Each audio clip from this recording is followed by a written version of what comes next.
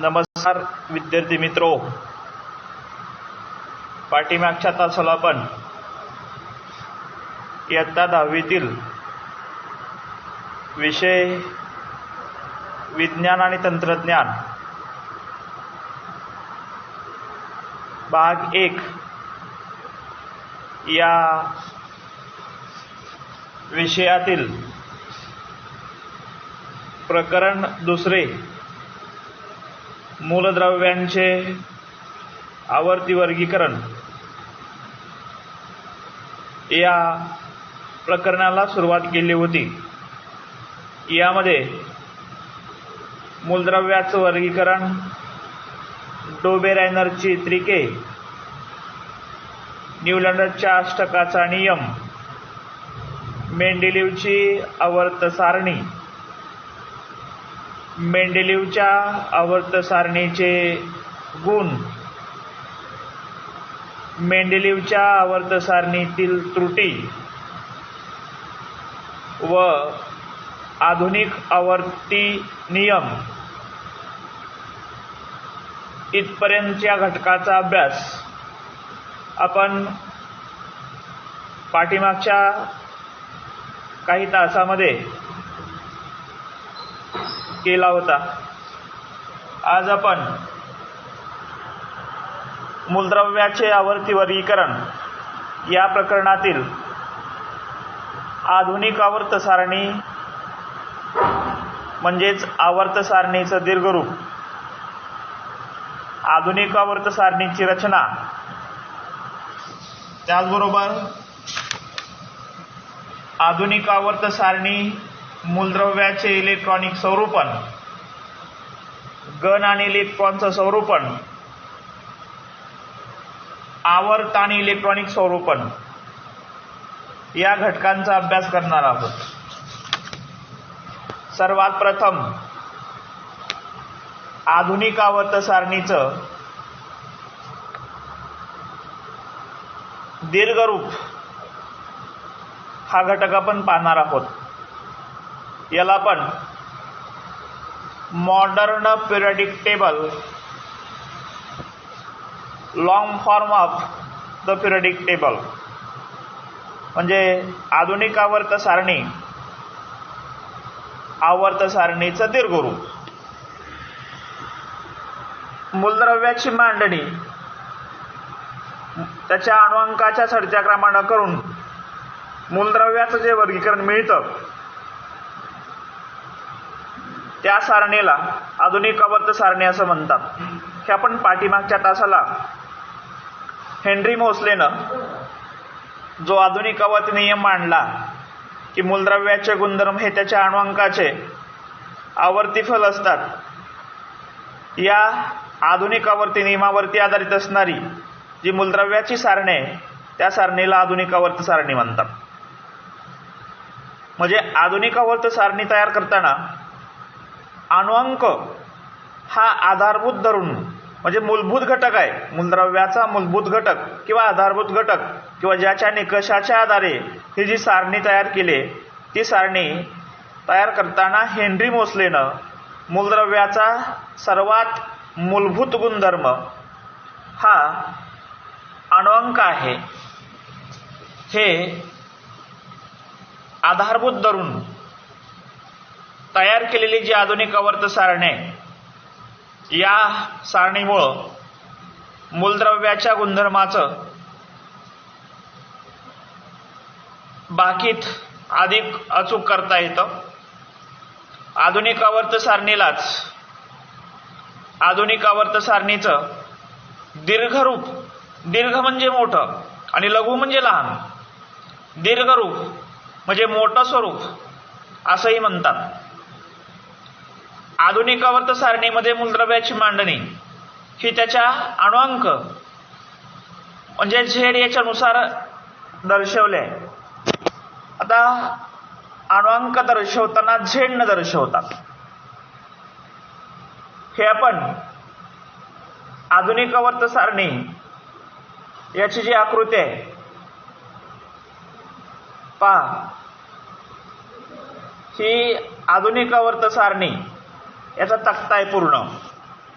हा जो तक्ता 2.7 हा पूर्ण तक्ता हे आधुनिक आवर्त सारणीचं पूर्ण दीर्घ रूप आहे.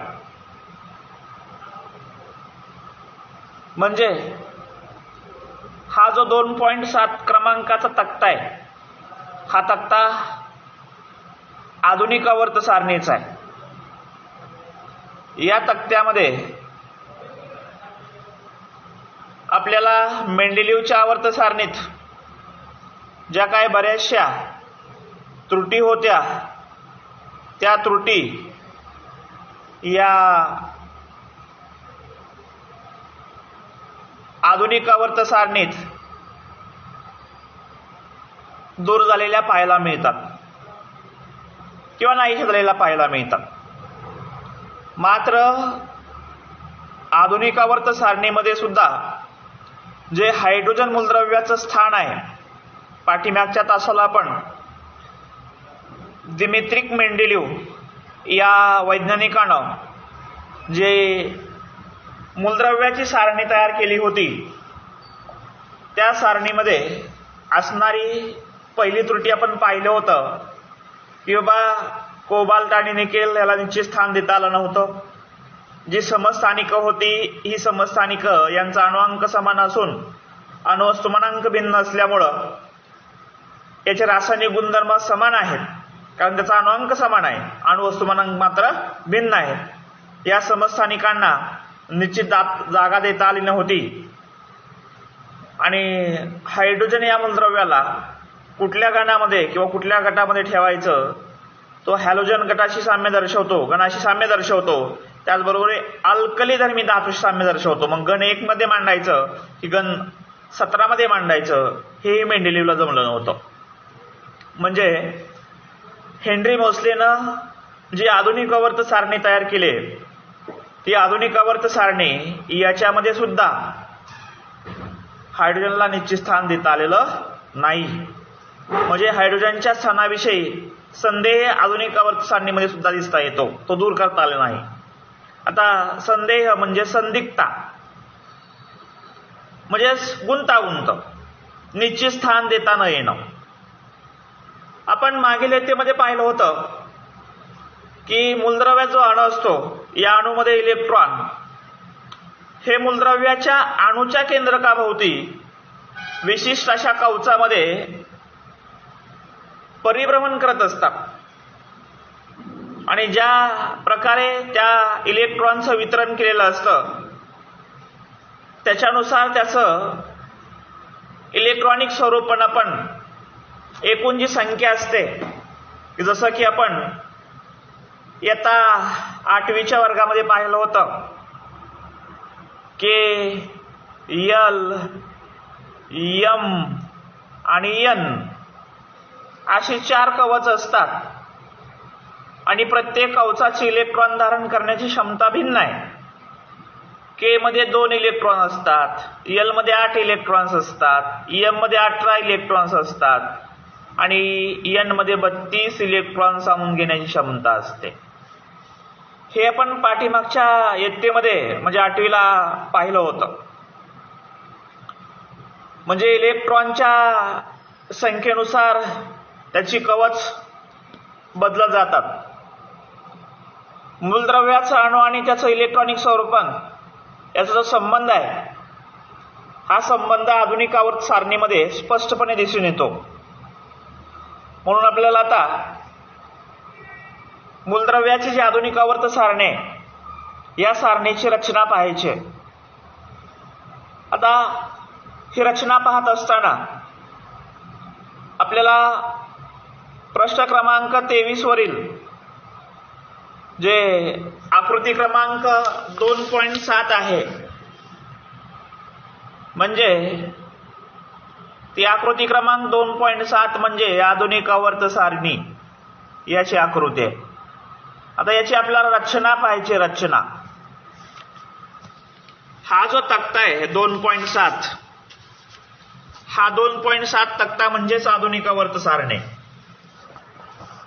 आता ही जी आधुनिक आवर्त सारणी आहे, या आवर्त सारणीमध्ये ज्या अशा आडव्या ओळी आहेत, आडव्या ओळी, या आडव्या ओळी एकूण 7 आहेत.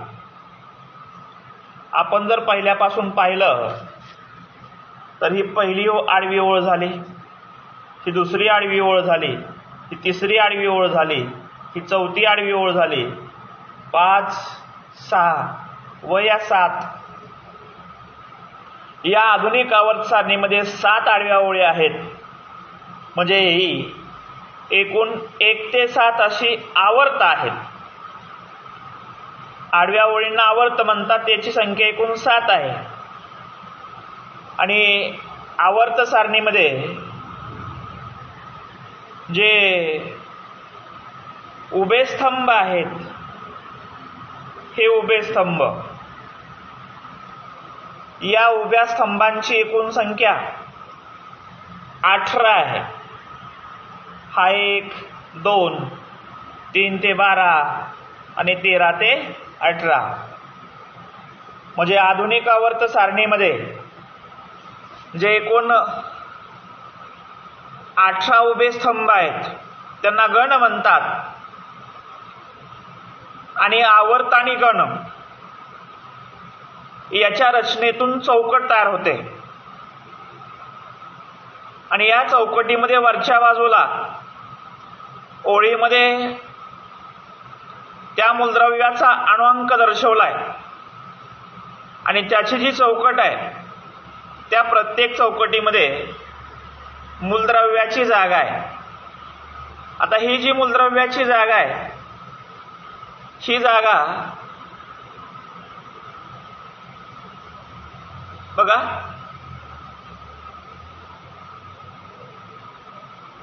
ही जागा खालीलप्रमाणे. आता पहिलं जे मूलद्रव्य आहे हायड्रोजन, हे पहिल्या चौकटीत आहे. याला जर आपण थोडंसं झूम करून पाहिलं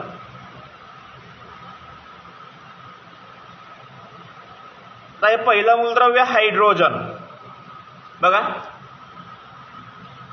याचा अणुअंक 1 हा वरच्या चौकटीत दर्शवलाय बा. आणि 7 आडव्या ओळी व्यतिरिक्त तळाशी 2 स्वतंत्रपणे या आडव्या ओळी दाखवलेत. खालच्या बाजूला बघा, ही एक पहिली आडवी ओळ आणि दुसरी एक आडवी ओळ. याला एफ खंड असं नाव दिलं, एफ खंड. याच्यातली जी पहिली आडवी ओळ आहे ही यल न चालू होते बघा, त्याला लॅथेनाइड श्रेणी असं म्हणतात. आणि दुसरी जी आडवी ओळ आहे ती एसी, त्याला ॲक्टेनाइड श्रेणी असं म्हणतात. आणि या 2 श्रेणी सहित आवर्त सारणीमध्ये एकूण 118 चौकटे आहेत. म्हणजे जी 2.7 आकृती जी आहे आधुनिक आवर्त सारणी, या आधुनिक आवर्त सारणीमध्ये एकूण 118 मूलद्रव्यांचा समावेश आहे. म्हणजे अलीकडच्या काळात काही मूलद्रव्याची निर्मिती प्रयोगानुसार लागली आणि ही जी आवर्त सारणी पूर्ण भरली आहे. आणि या आवर्त सारणीमध्ये एकूण 118 मूलद्रव्य आतापर्यंत शोधली गेलेत. आणि ही जी संपूर्ण आवर्त सारणी आहे, या संपूर्ण आवर्त सारणीमध्ये आडव्या ओळी म्हणजे 7 आहेत, त्याला आवर्त म्हणतात. उभे स्तंभ जे आहेत ते 18 आहेत. म्हणजे 7 आवर्त व 18 गणामध्ये ज्या चौकटी तयार होतात त्या एकूण 118 मूलद्रव्यांचा समावेश आहे. आणि संपूर्ण जी आवर्त सारणी आहे, या आवर्त सारणीचं जर व्यवस्थित आपण निरीक्षण केलं तर असं बघा, एस खंड, डी खंड, पी खंड व एफ खंड असं 4 खंडामध्ये ही आवर्त सारणी विभागली गेली. आता यापैकी आपण एका एका खंडाची माहिती पाहूया. बघा, पहिला जो यस खंड आहे, हा पहिला यस खंड, याचा समावेश गण क्रमांक 1 आणि गण क्रमांक 2 म्हणजे पहिले 2 स्तंभ याच्या पुरताच मर्यादित यस खंड आहे. गण क्रमांक 13 ते 18, गण क्रमांक 13 ते 18 म्हणजे आडवी ओळ क्रमांक 13 ते 18. इथं पहा, हा गण क्रमांक 13 ते 18. या दरम्यान पी खंड येतो, गण क्रमांक 13 ते 18 म्हणजेच उभी ओळ किंवा उभा स्तंभ 13 पासून 18 पर्यंत जो येतो त्याला या खंडाला पी खंड म्हणतात. यानंतर गण क्रमांक किंवा ज्याला आपण स्तंभ क्रमांक 3 ते 12 पाहूया. या दरम्यान जो आधुनिक आवर्त सारणीतील गण क्रमांक 3 ते 12 दरम्यान येणारा खंड आहे त्या खंडाला डी खंड म्हणतात.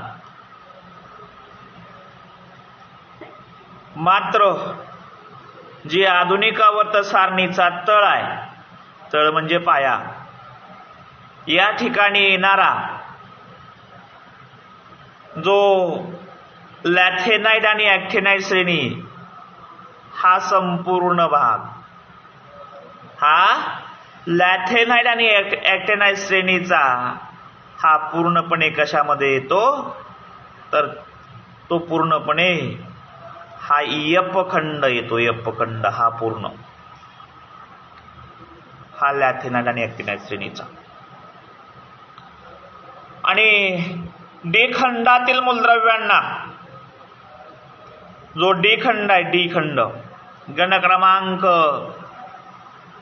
इथला 3 ते 12 या दरम्यान येणारी ही जी सर्व मूलद्रव्ये आहेत, या सर्व मूलद्रव्यांना संक्रामक मूलद्रव्य म्हणतात. कसली? संक्रामक. आता संक्रामक मूलद्रव्य म्हणजे काय तर याची व्याख्या आपण पाहूया. ज्या मूलद्रव्याच्या शेवटच्या 2 कक्षा पूर्ण असतात किंवा 2 कवच पूर्ण असतात अशा मूलद्रव्यांना संक्रामक मूलद्रव्य म्हणतात. आता ही मूलद्रव्य डी खंडाबरोबरच पी खंडामध्ये सुद्धा येतात. कुठली मूलद्रव्य?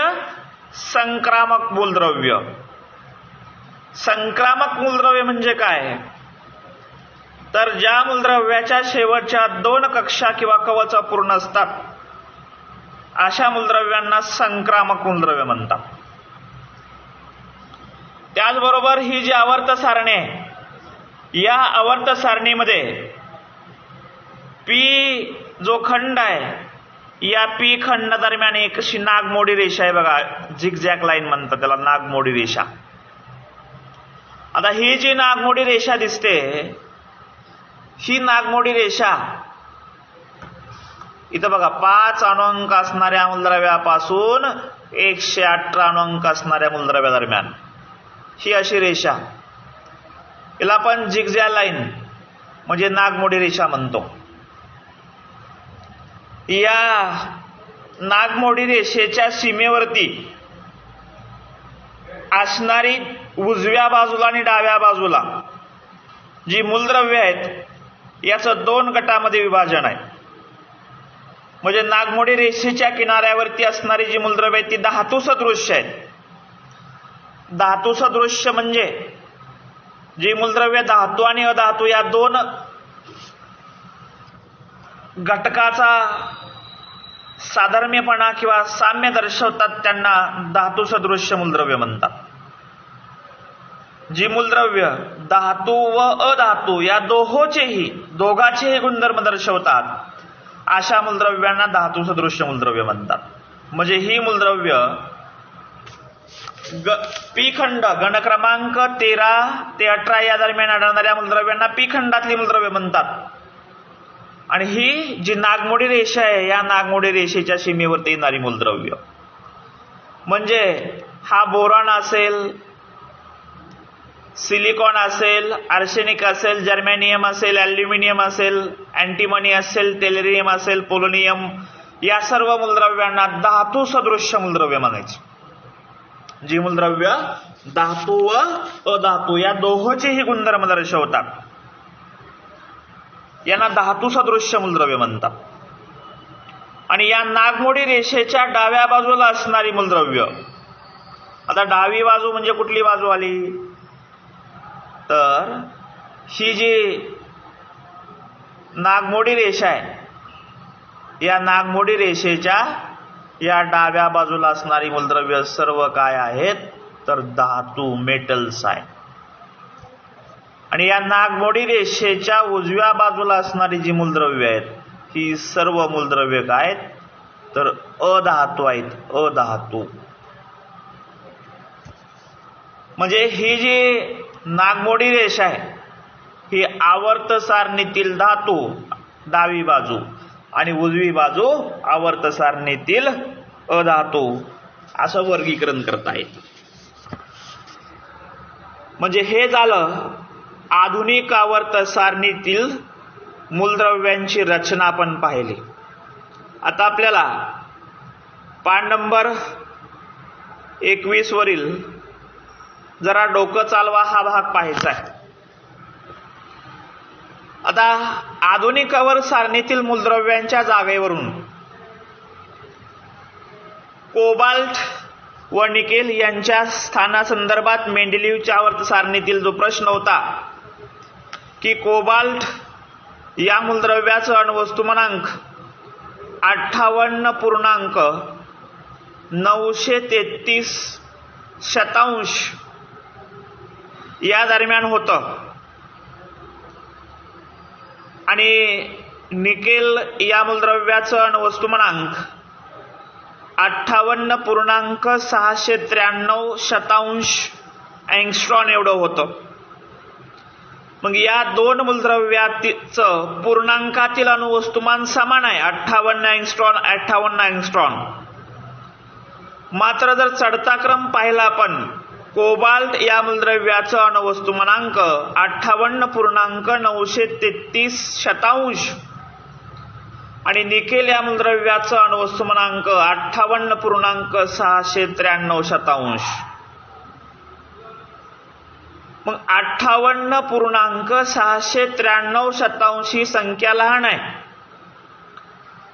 तरी सुद्धा कोबाल्टचं अणुवस्तुमान लहान असून निकेलच्या अगोदर त्याला मांडलं होतं. म्हणजे अणुवस्तुमानांकाच्या चढत्या क्रमाने मांडणी केली असता निकेलचं स्थान हे अगोदर पाहिजे होतं. ही जी आधुनिक आवर्त सारणीतील त्रुटी होती ही त्रुटी मेंडेलीवच्या आवर्त सारणीतील निकेल आणि कोबाल्टच्या स्थानासंबंधी दूर होते. यानंतर क्लोरीन ची दोन समस्थानिक आपण पाहिली होती. आता समस्थानिक म्हणजे काय तर निसर्गामध्ये मूलद्रव्यांचे अणू असे आढळतात की ज्यांचा अणुअंक समान असतो मात्र अशा अणूंचा अणुवस्तुमानांक भिन्न असतो. अशा मूलद्रव्यांच्या अणूंना समस्थानिक म्हणतात. इथं उदाहरण दिलंय की बाबा क्लोरीन 35 आणि क्लोरीन 37. आता अणुवस्तुमानांक हा डोक्यावरती लिहितात. उदाहरणात पहा पहिल्याचं अणुवस्तुमान हे 35 आहे आणि दुसऱ्याचं अणुवस्तुमानांक 37 आहे. क्लोरीन मूलद्रव्याची ही दोन समस्थानिक आहे. या समस्थानिकांना म्हणजे वास्तविक पाहता क्लोरीन 35 आणि क्लोरीन 37 अणुवस्तुमानांक भिन्न असल्यामुळं मेंडेलीवला दोन भिन्न जागेत मेंडेलीवच्या नियमानुसार मांडावी लागत होती. मात्र अणुअंक समान असल्यामुळं आधुनिक आवर्त सारणी त्यांना एकाच ठिकाणी मांडावं लागेल. याचाही प्रश्न मिटला. क्रोमियम या मूलद्रव्याचं अणुवस्तुमान 52 आहे आणि मॅंगनीज या मूलद्रव्याचं अणुवस्तुमानांक 55 अँगस्ट्रॉन आहे. या दोन जड मूलद्रव्यादरम्यान 52 आणि 55 या 53 व 54 हे दोन अंक येतात. मात्र 53 आणि 54 या दोन मूलद्रव्या म्हणजे अणुवस्तुमान असणारी मूलद्रव्यच आढळली नव्हती. कारण या दोन जड मूलद्रव्यादरम्यान दुसरं अणुवस्तुमान 53 आणि 54 अणुवस्तुमान असणारी मूलद्रव्ये आढळतील का, असतील का, अशी शंका मेंडेलिव्हच्या आवर्त सारणीमुळे निर्माण झाली होती. ही जी त्रुटी होती ही दूर होते. कारण जी आधुनिक आवर्त सारणी आहे ही आधुनिक आवर्त सारणी मूलद्रव्याच्या अणु अंकाच्या आधारे केले. त्यामुळं क्रोमियमचा अणुअंक 24 आहे आणि 24 नंतर अंक येतो 25, तो म्हणजे मॅंगनीजचा आहे. म्हणून आधुनिक आवर्त सारणीनुसार 24 आणि 25च्या दरम्यान मधलं कुठलंही मूलद्रव्य येणार नाही हे निश्चित होतं. यानंतर जी सर्वात शेवटची त्रुटी होती की आधुनिक आवर्त सारणीमध्ये हायड्रोजनला कुठं ठेवायचं किंवा कुठं स्थान द्यायचं, ही सारणीतील हायड्रोजनचं स्थान जी आधुनिक आवर्त सारणी आहे याच्या सुद्धा पण अनिश्चितता आहे. अजून सुद्धा हा प्रश्न सुटलेला नाही. म्हणजे आधुनिक आवर्त सारणीत सुद्धा हायड्रोजनला गण क्रमांक 1 मध्ये स्थान द्यायचं की गण क्रमांक 8 मध्ये स्थान द्यायचं किंवा 17 मध्ये हायड्रोजन कुळामध्ये द्यायचं, हा प्रश्न सुटलेला नाही. याचा शोध अजून लागलेला नाही. म्हणजे हायड्रोजनच्या स्थानासंबंधी अजून सुद्धा काय आहे, संदिग्धता आहे, अनिश्चितता आहे किंवा निश्चित स्थान देता येत नाही. ही झाली आधुनिक आवर्त सारणीची रचना. आता आपण पृष्ठ क्रमांक किंवा पान क्रमांक 22 वरील पुढचा मुद्दा पाहूया किंवा अभ्यासूया. तो म्हणजे आधुनिक आवर्त सारणी आणि मूलद्रव्यांचे इलेक्ट्रॉनिक आपण काय म्हणू शकतो, स्वरूपन. Modern periodic table electronic configuration of the element. आधुनिक आवर्त सारणी आणि मूलद्रव्यांचं इलेक्ट्रॉनिक स्वरूपन. आता ही जी आवर्त सारणी आहे आधुनिक आवर्त सारणी, एका आवर्तामध्ये आपण बघा, जर समजा एका आवर्तामध्ये शेजारी असणाऱ्या मूलद्रव्यांच्या गुणधर्मामध्ये थोडासा फरक आढळतो.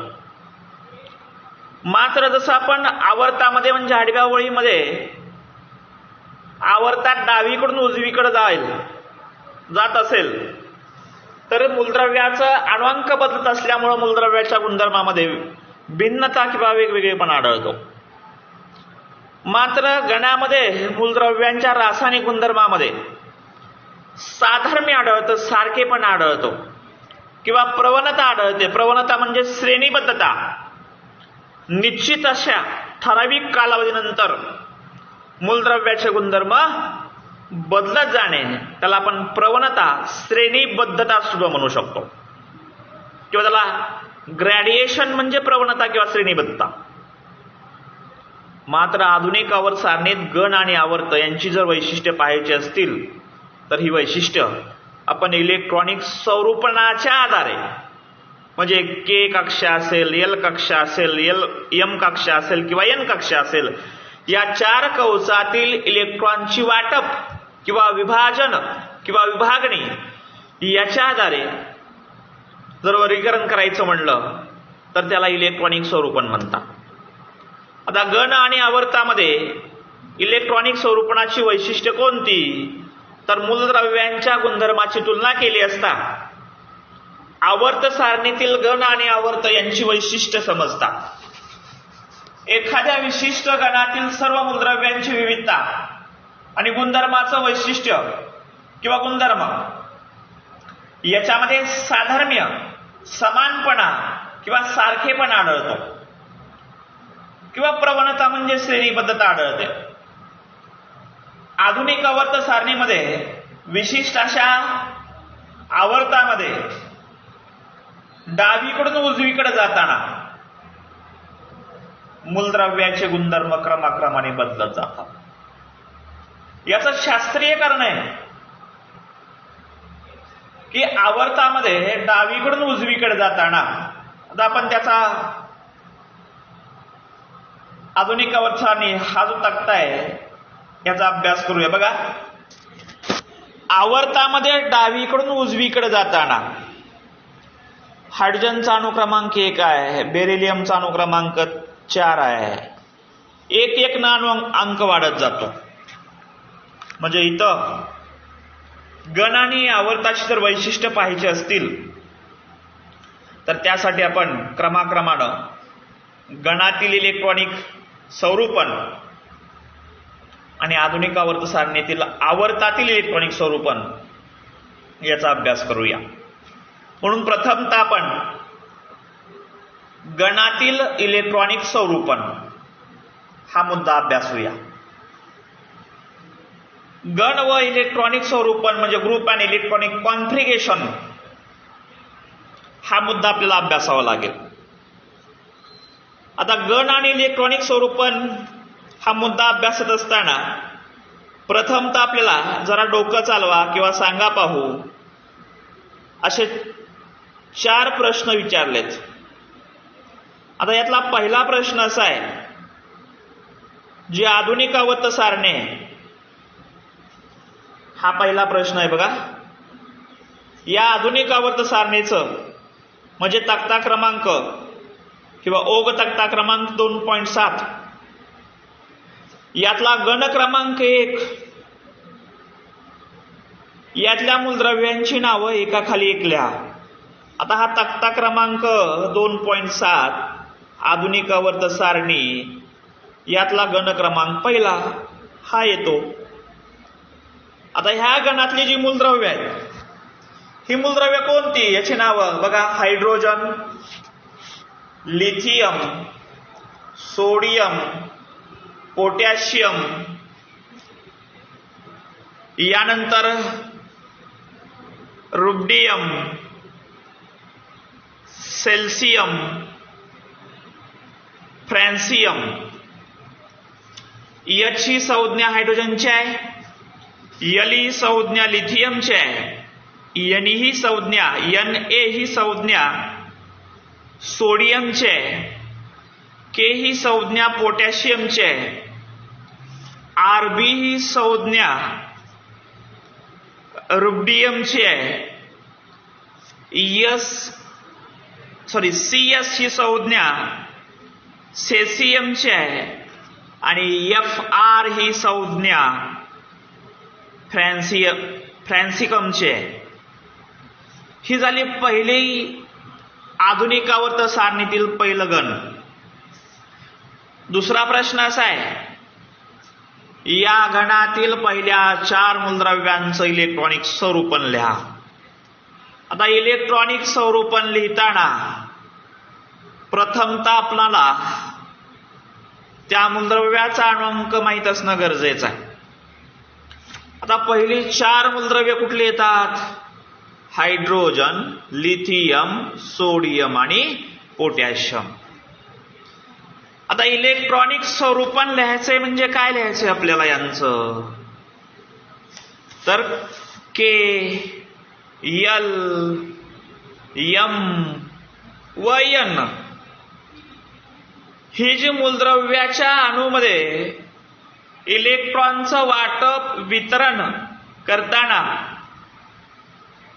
4 कवच येतात, त्या 4 कवचातील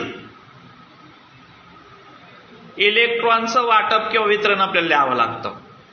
आता हायड्रोजन या मूलद्रव्याचा अणुअंक जे न दर्शवतात हायड्रोजनचा अणुअंक 1 आहे. म्हणजे के कवचात फक्त किती मूलद्रव्य आढळलं? इलेक्ट्रॉन आढळला 1. लिथियम मूलद्रव्याचा अणुअंक आहे 3. याचं इलेक्ट्रॉनिक स्वरूपन आलं 2 आणि 1. म्हणजे के मध्ये 2, एल मध्ये 1. सोडियम या मूलद्रव्याचा अणुअंक आला 11, के मध्ये 2, एल मध्ये 8 आणि एम मध्ये किती आला 1 इलेक्ट्रॉन्स आला. 2, 8, 1. आणि 4 नंबरचं मूलद्रव्य आहे पोटॅशियम. या पोटॅशियम मूलद्रव्याचा अणुअंक आहे 19. याचं के कवचात 2 इलेक्ट्रॉन, एल कवचात 8 इलेक्ट्रॉन, एम कवचात 8 इलेक्ट्रॉन आणि एन कवचात 1 इलेक्ट्रॉन. म्हणजे हायड्रोजनच्या शेवटच्या कवचात 1 इलेक्ट्रॉन आला, लिथियमच्या शेवटच्या कवचात 1 इलेक्ट्रॉन आला, सोडियमच्या शेवटच्या कवचात 1 इलेक्ट्रॉन आला व पोटॅशियमच्या शेवटच्या कवचात 1 इलेक्ट्रॉन आला. म्हणजे आपल्याला दुसरा प्रश्न त्यांनी विचारला होता की बाबा सांगा पाहू, या गणातील पहिल्या 4 मूलद्रव्याचं जर इलेक्ट्रॉनिक स्वरूपण लिहिलं तर शेवटच्या कवचातील इलेक्ट्रॉनची संख्या समान आहे. म्हणून त्यांनी तिसरा प्रश्न आपल्याला विचारला आहे, सांगा पाहू की तुम्हाला या इलेक्ट्रॉन स्वरूपणाच्या आधारे कोणता सारखेपणा आढळला. तर गण क्रमांक 1 मध्ये येणार हायड्रोजन, लिथियम, सोडियम आणि पोटॅशियम या पहिल्या 4 मूलद्रव्यांच्या शेवटच्या कवचातील म्हणजे संयुज कवचातील इलेक्ट्रॉनची संख्या समान आहे, ती म्हणजे 1 आहे. या 4 मूलद्रव्य म्हणून यांनी चौथा प्रश्न विचारलाय आपल्याला की या 4 मूलद्रव्यामध्ये प्रत्येकी किती संयुज इलेक्ट्रॉन्स आहेत. संयुज इलेक्ट्रॉन म्हणजे शेवटच्या कवचातील इलेक्ट्रॉन. ज्या कवचाच्या आधारे किंवा इलेक्ट्रॉनच्या आधारे त्या मूलद्रव्याची संयुजा दर्शवली जाते, संयोग पावण्याची क्षमता दर्शवली जाते, त्याला संयुज इलेक्ट्रॉन्स म्हणतात. हे किती आढळले 1 आढळलं. गण क्रमांक 1 म्हणजे त्यांची संयुजा 1 आढळली. म्हणजे तुम्हाला इथं दिसलं असेल की गण क्रमांक 1 मध्ये अल्कली धातू आहेत. अल्कली धातू म्हणजे ज्या मूलद्रव्यांच्या धातूचं ऑक्साईड पाण्यात बुडवलं असता किंवा पाण्यात विरघळला असता. लिटमस कागद जर आम्लयुक्त असेल तर तो लाल लिटमस कागद निळा होतो, आम्लायुक्त किंवा अल्कलीयुक्त असेल तर निळा लिटमस कागद लाल होतो. म्हणजे गण क्रमांक 1 मध्ये आढळणारी सर्व मूलद्रव्ये ही अल्कली धातू आहेत. म्हणजे सर्व मूलद्रव्यांच्या संयुजा इलेक्ट्रॉनची संख्या समान आहे, ती म्हणजे किती आढळली 1 आढळली. दुसऱ्या कोणत्याही गणातील पहिल्या 4 मूलद्रव्यांचा अभ्यास तुम्ही करा, त्यांच्या संयुज इलेक्ट्रॉन म्हणजे शेवटच्या कवचातील इलेक्ट्रॉनची संख्या समान येणार. उदाहरणार्थ तुम्ही गण क्रमांक 2 घेतलं, आकृतीमध्ये पहा गण क्रमांक 2 म्हणजे स्तंभ क्रमांक 2. यातलं पहिलं बेरियम, मॅग्नेशियम, कॅल्शियम आणि चौथ्या क्रमांकाचं SR म्हणजे स्ट्रोटोनियम. ही जरी पहिली 4 मूलद्रव्ये घेतली आपण तरी सुद्धा यांच्या शेवटच्या कवचात येणाऱ्या इलेक्ट्रॉनची संख्या समान येते, ती म्हणजे 2 असते. तसाच गण क्रमांक 17 यात क्लोरीन असेल, फ्लोरीन असेल, ब्रोमीन असेल, आयोडीन असेल. गण क्रमांक 17 बघा, हे फ्लोरीन, क्लोरीन, ब्रोमीन, आयोडीन ही पहिली 4 मूलद्रव्ये जर घेतली, यांच्या शेवटच्या कवचातील इलेक्ट्रॉनची संख्या समानच असते. म्हणजे बाह्यतम कवचात यांच्या 7 इलेक्ट्रॉन्स असतात. कोणत्याही एका गणात वरून खाली जाताना KLMN एक एक कवच असं वाढत जातं. मात्र बाह्यतम म्हणजे सगळ्यात शेवट जे कवच आहे यातल्या इलेक्ट्रॉनची संख्या मात्र समान राहते. हे वैशिष्ट्य गणामध्ये आढळते. म्हणजे गणामध्ये आधुनिक आवर्त सारणीमधील उभ्या स्तंभामध्ये म्हणजे गणामध्ये वरून खाली येत असेल, वरून जर आपण खाली येत असेल तर वरून खाली येताना मूलद्रव्याच्या संयुजेमध्ये फरक पडत नाही, कवचामध्ये फरक पडतो, मात्र संयुजा तीच राहते. यानंतर माहित आहे का तुम्हाला, इयत्ता 9वी मध्ये आपण पाहिलं होतं अणुअंक 92 म्हणजे युरॅनियम, ज्या मूलद्रव्याचा अणुअंक 92 आहे, 92 म्हणजे युरॅनियम. इथपर्यंतची मूलद्रव्य सर्व ही निसर्गात आढळतात आणि 92 अणुअंकानंतर आढळणारी अणुअंक 93 जर आपण आवर्त सारणी तक्ता क्रमांक 2.7 जर पाहिला तर 93 अणुअंक असणारं मूलद्रव्य येतं युरोपियम, नेप्टोटियम. इथपासून ते 118 म्हणजे ऑगस्टोनियस 118व्या मूलद्रव्यापर्यंत ही जी मूलद्रव्य आहेत 93 ते 18 म्हणजे 26 मूलद्रव्य आहेत. ही सर्व मानवनिर्मित मूलद्रव्य आहेत. म्हणजे 1 ते 92 अणुअंक असणारी मूलद्रव्य ही निसर्गात आढळतात आणि 93 ते 118 या दरम्यान आढळणारी सर्व मूलद्रव्य 26 मूलद्रव्य ही मानवनिर्मित मूलद्रव्य प्रयोगशाळेत तयार केलेत. म्हणजे ही सर्व मूलद्रव्य किरणोत्सारी मूलद्रव्य, म्हणजे ज्या पदार्थातून उत्स्फूर्तपणे स्वयंस्फूर्तीनं स्वतःहून उष्ण प्रारणे बाहेर टाकली जातात, अशा पदार्थाला किरणोत्सारी पदार्थ म्हणतात. मग अशी जी 26 मूलद्रव्य आहेत ज्याचा अणुअंक 93 ते 118 आहेत, ही अस्थायी, स्थिर न राहणारी, एका ठिकाणी न राहणारी आणि यांचं आयुष्यमान खूप कमी असतं. म्हणजे ही खूप कालावधीपर्यंत स्थिर राहू शकत नाहीत, लगेच नष्ट पावतात. आधुनिक आवर्त सारणीमध्ये मूलद्रव्य त्याच्या अंकाच्या चढत्या क्रमाने मांडलेले आहेत. उभ्या स्तंभांना गण म्हणतात. एकूण 18 गणांची संख्या आहे. गणामध्ये मूलद्रव्यांच्या रासायनिक गुणधर्मामध्ये साधर्म्य, समान, एकसारखेपणा आढळतो किंवा प्रवणता किंवा श्रेणीबद्धता आढळते. आणि आडव्या ओळींना आवर्त असं म्हणतात. अशी 7 आवर्त. उभ्या स्तंभांना गण म्हणतात. असे एकूण 18 गण आवर्तात. एका टोकाकडून दुसऱ्या टोकाकडे जाताना हळूहळू मूलद्रव्यांचा अणुअंक एक वाढत जातो. म्हणजे मूलद्रव्याचे गुणधर्म बदलतात. मात्र गणामध्ये वरून खाली जाताना अणुअंक वाढतोच, मात्र कवचांची संख्या एक वाढते. मात्र संयुज इलेक्ट्रॉनची संख्या मात्र 30 राहते. म्हणजे रासायनिक गुणधर्म समान असतात. हे झालं गण आणि इलेक्ट्रॉनिक स्वरूपण. म्हणजे आतापर्यंत आपण आधुनिक आवर्त सारणीची रचना, आधुनिक आवर्त सारणीतील मूलद्रव्यांचं इलेक्ट्रॉनिक स्वरूपण, गण व आवर्ताची वैशिष्ट्ये, गण व इलेक्ट्रॉनिक स्वरूपण आणि आधुनिक आवर्त सारणी